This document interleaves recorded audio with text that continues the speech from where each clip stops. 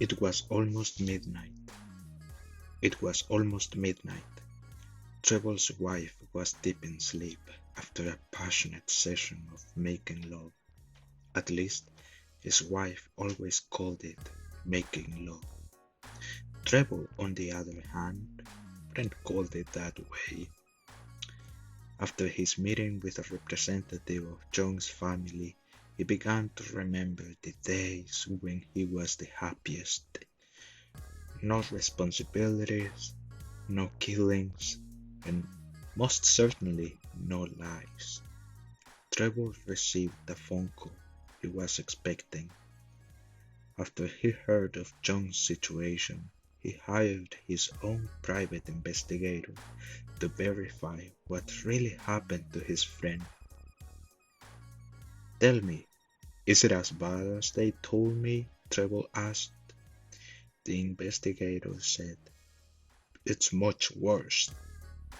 After he graduated, he made a number of public scenes while in company of expensive women escort. He was banned from a number of hotels and casinos after he was having sex in public. His father is an important figure among your associates, but there is word he disowned him after some of his colleagues saw him drunk. Trevor said, "Keep an eye on him. I'll get there in the morning." "Anything else?" There was silence for a moment. "Sir, are you sure it is convenient to meet with such a person? I mean, no offense, but this guy." Trevor said, "That's none of your business." "Of course, sir. I understand," said the investigator nervously. Trevor closed his eyes for a moment. He was concerned about his friend, but also he was happy he was going to see him after so many years. He finally won't be alone. Keep in mind, Trevor wasn't one of those people who liked being in family meetings and stuff like that. He loved his family, of course, or at least he wanted to care. He wanted to care so much about his wife, about his kids, but sometimes he felt as if he didn't feel anything.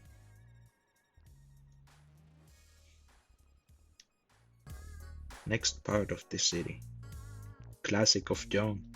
He was drinking early in the morning after pleasing two beautiful girls. The music was booming.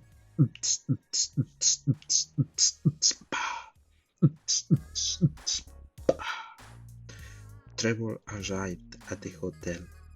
He brought two of his security guards because he just did not know enough. He didn't know what to expect. John's apartment's door was open. He ordered his guard dogs to wait outside. He went in and John was there. A woman was on her knees working on John and another massaging his shoulders. The whole scene looked like the hooker behind him was coaching him to break and make a break new score. "John," said Trevor. John opened his eyes and in that moment John got his release. The two girls had wide smiles on their faces. They looked at the clock on the wall. One of them said, 19.5 minutes. "My hero," said the other one. Trevor's mouth fell open, not knowing what to say. However, there was one thing Trevor was sure of. His friend hasn't changed one bit. "John, how marvelous to see you." "Trevor, my brother, what are you doing here?" "I'm staying next door and came here to complain about the noise." I never thought destiny wanted us the two together again. Come here and join us. These ladies know how to do wonders with their tongues. Trevor almost burst in laughter. I'm sure they do. Also, I also know tricks of my own, and I've been told a night with me is unforgettable. Side note, his wife has always been very satisfied. That's why she's always in great mood, since she gets satisfied every day. Trevor thought for a second, and then said, uh, I'm afraid I have to decline. You see, I'm married now, showing her married finger. John gave a profound sigh. Let me guess. Hannah, the business major. I knew you had a thing for brunettes. We can still hang out, Trevor offered. John said, it will have to be later. You see, it's 9 a.m. right now, and give pleasure takes energy. I need to recharge. Of course, I'll come back tonight, said Trevor with a wide smile. As Trevor turned to leave, he heard John saying, Okay, ladies, who's in mood to party tonight?